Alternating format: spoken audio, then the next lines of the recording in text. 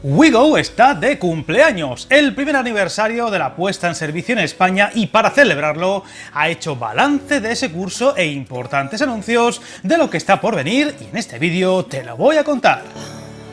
Casi sin darnos cuenta, hace un año se producía un hito en el mercado ferroviario español con la entrada de la primera operadora de fuera de nuestras fronteras, y lo hacía con una marca de bajo coste. Wigo entraba en la ruta más importante, la Madrid-Barcelona, con precios desde los 9 euros y la máxima ambición, siendo además la primera operadora de bajo coste en hacerlo en España. Hoy, un año después, aparte del balance, toca reflexionar sobre los contratiempos, casi todos tecnológicos, que ha frenado hasta ahora su expansión a otras rutas del país.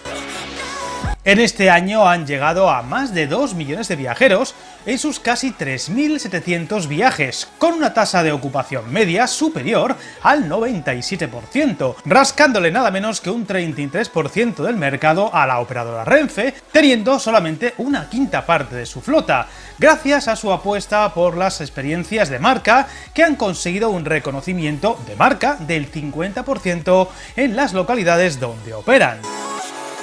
Hay que recordar que sus trenes a día de hoy solo paran en Madrid, Zaragoza, Camp de Tarragona y Barcelona. Además, el aire, digamos, diferente que ha logrado la compañía les ha llevado a ofrecer experiencias más allá de un simple viaje a bordo de un tren de alta velocidad, con diversidad de ofertas en festividades especiales como San Valentín o el Día del Orgullo Gay, la presencia de influencers o incluso conciertos de música, o iniciativas en redes sociales como TikTok, buscando un público más joven al que atraer y dar servicio, y que se ha notado, pues en torno al 52% de los viajeros transportados este año han sido menores de 45 años, mientras que en torno a un 15% eran familias, siendo además en puentes y festividades muchos de esos servicios en doble composición, llegando por tanto a ofrecer nada menos que más de 1000 butacas por servicio. Pero como digo, un año después, Wigo solo opera en la ruta Madrid-Barcelona con 2 paradas intermedias y mediante 5 trenes diarios por sentido, de los cuales 2 son directos, sin paradas intermedias. El mayor problema de su estancamiento a la hora de expandirse a otras rutas ha sido el tecnológico, pues España en eso es un país muy complejo para la alta velocidad, sobre todo foránea, con líneas de diferentes tipos de señalización o sistemas de seguridad, sistemas que no tienen en todos los casos los trenes de la compañía francesa. Las siglas clave aquí son RTMS, que básicamente es un sistema de seguridad para las líneas de alta velocidad, y en casos como la línea a Sevilla no está todavía instalado, aunque está en proceso. Este sistema, llamémoslo díscolo, también afecta a parte del trazado entre Madrid y las líneas del Levante, lo cual ha impedido que los trenes Wigo hayan llegado todavía a ciudades como Albacete, Alicante, Valencia o, por supuesto, las principales del sur, aunque todo indica que lo harán en poco tiempo tras un periodo de homologación y pruebas. Otro de los motivos por el que la compañía se ha mostrado contrariada últimamente es por el alza de los precios de la luz, que hace más difícil la competencia en estos tiempos y ha llevado a replantearse si mantener o no el suelo de 9 euros en sus tarifas más económicas, algo que, si ocurre, no parece que sea de inmediato en cualquier caso, más aún teniendo en cuenta la expansión de su gran competencia directa, Aplo, y la irrupción de una tercera pata para esta mesa en noviembre, con Irio.